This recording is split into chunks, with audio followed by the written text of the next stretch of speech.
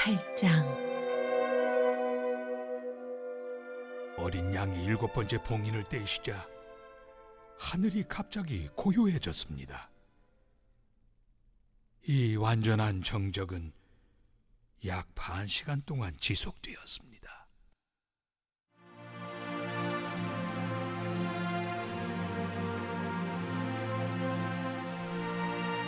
나팔이 울리다. 나는 하나님 앞에 늘 대기하고 있는 7 천사를 보았는데 그들의 손에 7 나팔이 들려 있었습니다. 또 다른 천사가 금 향로를 들고 와서 제단 앞에 섰습니다. 그는 엄청난 양의 향을 받았는데 이는 보좌 앞 금 제단에 하나님의 모든 거룩한 백성의 기도를 바쳐 올리기 위한 것이었습니다.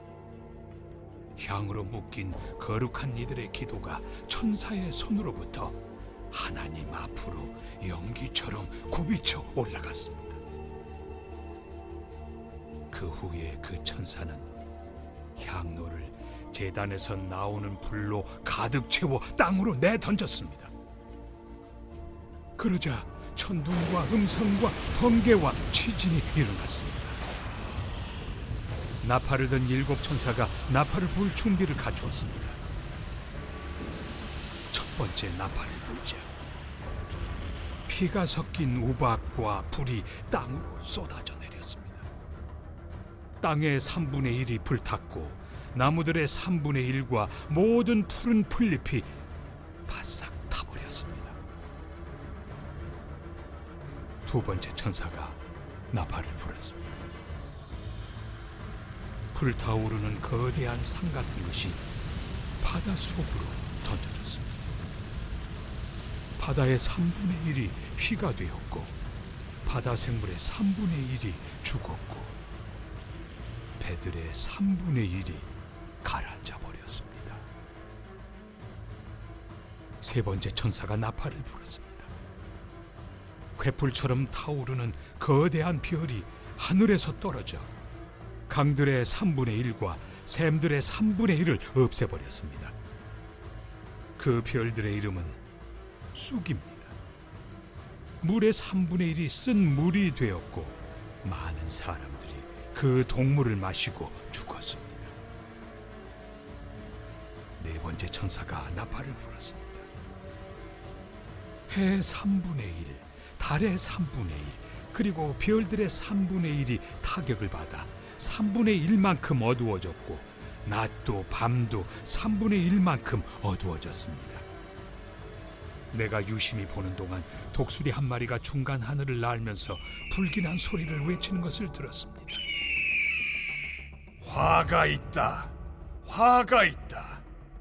땅에 남아있는 모든 이들에게 화가 있다.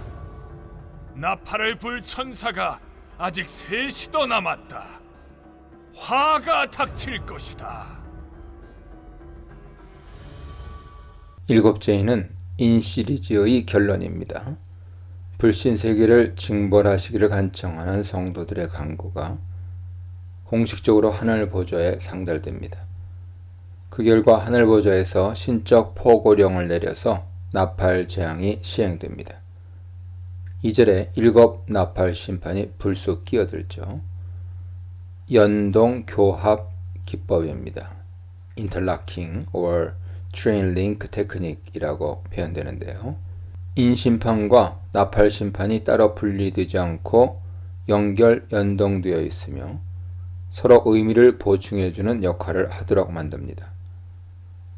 이 단락의 전체 주제는 성도의 기도가 어떻게 하늘 보좌에 상달되는가입니다.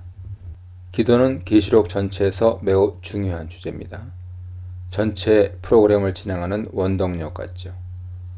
성도의 기도는 하늘 보좌로 올라가서 하나님의 어전 회의에서 논의되어 실행 포고령이 내릴 정도로 실제적인 영향력이 있습니다. 이 장면에 대한 요한의 표현에 우리 대부분이 놓치고 있는 몇 가지 특징이 있습니다. 첫째, 하늘 보좌에 반 시간쯤 침묵이 있었습니다. 찬양이 밤낮으로 하늘 보좌를 향해 드려집니다. 구약과 유대 문헌에는 그 찬양이 멈추는 시간이 있습니다. 하늘에서 계시가 내려지거나 중요한 사건들이 일어날 때, 성도의 기도가 올라갈 때입니다. 성도의 기도가 멈추는 시간은 30분입니다. 어떤 시간입니까? 지상의 성전에서 매일 아침과 저녁에 드리는 타미드, 이스라엘의 중보기도 시간입니다. 이 시간에 지성소 바로 앞에 분향단에서 금향로에 분향을 합니다. 곧바로 올라가는 향연은 하늘 보좌로 올라가서 신적 승인을 상징하죠. 둘째, 기도는 천사의 손을 거쳐서 올라갑니다.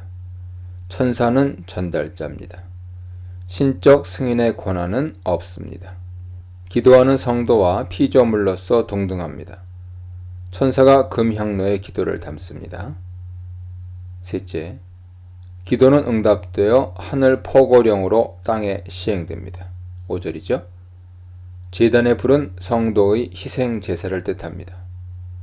성도의 순교적인 삶은 어린 양의 종말론적 성전에 봉헌하는 희생 제사입니다. 천사는 기도의 응답으로 성도의 순교적인 삶을 땅에 쏟아 재앙에 사용합니다. 성도의 순교적인 삶은 악한 자들을 심판하는 무기입니다. 로마서 12장 1절에 사한 제사의 의미죠. 찬송과 기도는 하늘 보좌로 올라가는 통로입니다. 6절로 10절입니다. 7 나팔 심판이 실행됩니다. 구약에서 나팔은 회개하라는 경고, 심판, 승리 또는 구원, 이스라엘 왕의 즉위, 종말론적 심판 또는 구원, 하나님 백성의 소집을 알리는 역할을 합니다. 신약에서 나팔은 그리스도의 말세 재림, 하나님 백성을 다 함께 불러 모으는 데 사용됩니다. 요한계시록에서 나팔은 경고보다는 심판을 강조합니다. 나팔 시리즈는 부활 이후 그리스도의 왕위 등극과 역사에 대한 주권의 표현으로 실행된 심판입니다. 나팔 심판 시리즈는 불신자에게 주는 일종의 경고 심판이죠. 만일 회개하지 않으면 최종 심판을 겪게 될 것입니다. 첫 5 나팔은 이스라엘의 출애굽 바로 직전에 이집트인들에게 내린 5가지 재앙 패턴을 따르고 있습니다. 순서상의 일치나 기술상의 정확한 대형성은 없습니다.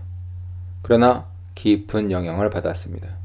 첫째 나팔과 출애굽기 9장 22절로 25절, 둘째, 셋째 나팔과 출애굽기 7장 20절로 25절, 넷째 나팔과 출애굽기 10장 21절로 23절, 다섯째 나팔과 출애굽기 10장 12절로 15절 등이죠.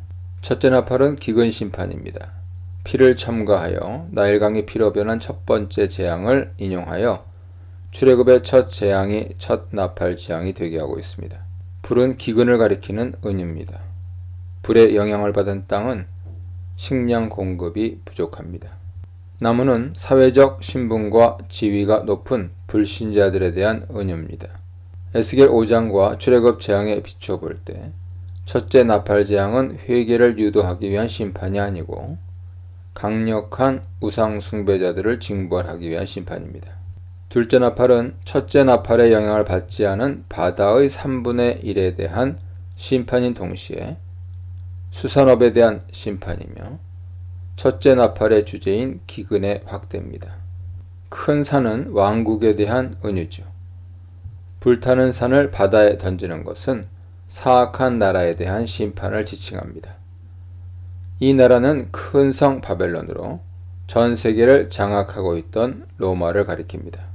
바다는 해양 전력을 바탕으로 제국을 건설하고 유지하던 해양 세력에 대한 은유입니다. 배의 파괴는 바다에 무역의 기반을 둔 제국주의에 심각한 타격을 줍니다. 요한계시록 18장 11절로 19절은 이 재앙이 어떻게 로마, 바벨론의 경제 기반을 무너뜨리는지를 생생하게 묘사합니다. 고기는 이집트와 바벨론과 같은 바다의 산업 기반을 둔 제국들을 상징합니다. 셋째 천사의 나팔은 물기근입니다. 불은 기근 심판의 은유이고 별은 천사적 존재이며 죄악에 빠진 사람을 대변합니다. 불타는 산과 불타는 별은 동일한 실체를 하늘과 땅의 시각에서 묘사한 것이며 악한 제국에 대한 심판을 상징합니다. 심판을 받는 악한 나라에 대한 은유로 불타는 큰 산과 불타는 별이 등장합니다. 바벨론 왕과 그 나라에 대한 심판이 일어납니다. 수호천사인 계명성이 하늘에서 떨어지는데 별 이름인 쓴쑥은 골칫거리를 가리키는 은유죠. 이로 인해 오염된 물은 오랫동안 마시면 중독됩니다. 셋째 심판은 선행하는 두 나팔 심판의 연장선상에 있습니다. 넷째 천사의 나팔은 해와 달과 별들에 대한 심판으로 암흑의 재앙입니다. 이집트가 3일 밤낮 어두워진 재앙이 모델이죠. 대부분의 출애굽 재앙이 이집트의 그릇된 신들에게 내리는 심판의 성격을 띠고 있습니다. 어둠의 재앙도 마찬가지죠. 어둠의 재앙은 바로가 성육신 되었다고 간주하는 태양신 라에 대한 논쟁입니다. 따라서 넷째 나팔 심판도 우상 숭배자들에게 내려집니다. 넷째 나팔은 첫 네 나팔 심판의 논리적 절정이자 강조죠. 불신자들은 강팍해집니다. 하나님과 영적으로 분리된 상태에 대한 표상이 어둠입니다. 네 심판 모두 불경건한 자들에게 부과된 재앙입니다. 진짜 신자의 믿음은 인을 침으로 보호됩니다. 창조의 기본 요소들이 체계적으로 심판을 받습니다. 이는 탈창조, 디크리에이션의 개념을 연상시킵니다. 재앙이 가져온 파괴는 새 창조의 계시죠. 하나님의 법은 인간의 삶을 규칙화하기 위해 제정하여 확립해 온 것인데 이를 변질시켰으니 우주 질서도 변질됩니다. 13절입니다. 남아있는 세 나팔을 소개합니다. 왜 이런 강조 기법이 필요할까요? 남아있는 나팔 심판들은 훨씬 더 가혹하다는 것을 부각하기 위해서입니다. 앞에 네 가지 나팔 재앙보다 더 깁니다. 사람들은 점점 더 강팍해지고 회개하지 않습니다. 재앙의 강도는 점점 높아집니다. 이들 나팔들이 얼마나 가혹한지를 나타내기 위해 첫 네 나팔에는 사용하지 않았던 재앙, 우아이라는 단어를 사용합니다. 나머지 세 나팔 심판은 나팔이라 하지 않고 재앙이라 부릅니다. 독수리 이미지는 임박한 심판의 상징이죠. 먹이 위를 맴돌고 있는 독수리의 모습입니다. 땅에 거주하는 불신자들은 그 먹입니다. 나팔 심판의 모델이 출애굽 재앙입니다. 출애굽기 19장 4절에서 백성의 보호자로서 하나님은 독수리 은유를 사용하십니다. 하나님 백성의 보호자는 그 백성의 대적인 제국을 심판하시는 분임을 보여주고 있는 것이죠. 하나님의 침묵, 성도의 기도, 아직 남은 기회에 대해 묵상해 보시기 바랍니다.